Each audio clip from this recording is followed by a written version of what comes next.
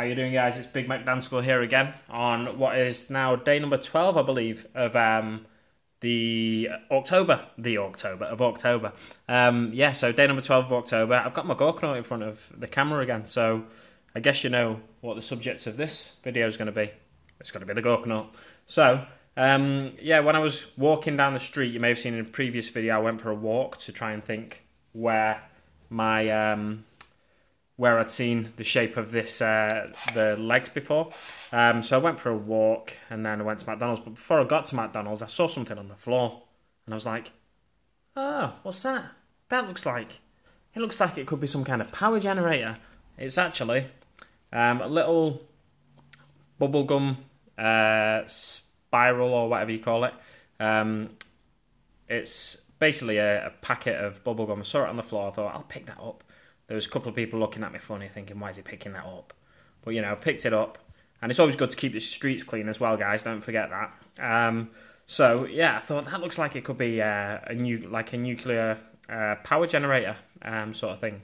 So, this guy on the back, if we look, has got this big chunky power pack here, which is great.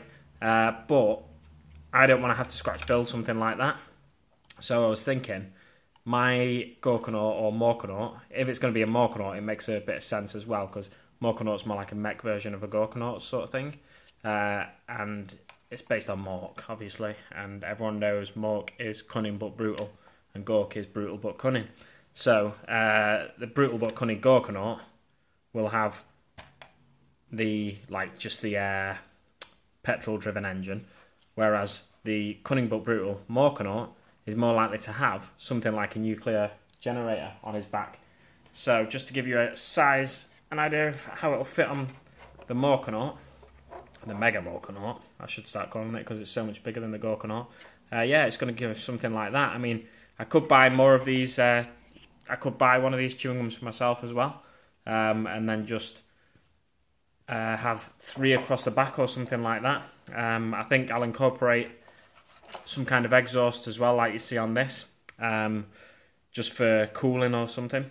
And I also have, because I'm building it out of a drop pod, or a big chunk of it out of a drop pod, I have some like fan-like pieces that you get on the drop pod, and you stick them underneath. So I could stick them around the generator as well. So it's just another thought of a bit of a, you know, one man's trash is another man's what? I don't know what that saying is. One man's trash is another man's money, gold, treasure. That's what it is. Yeah, one man's trash is another man's treasure. Yeah, so someone's cast this aside, thrown it on the floor, and I've seen it, and I thought that is an ideal nuclear power generator.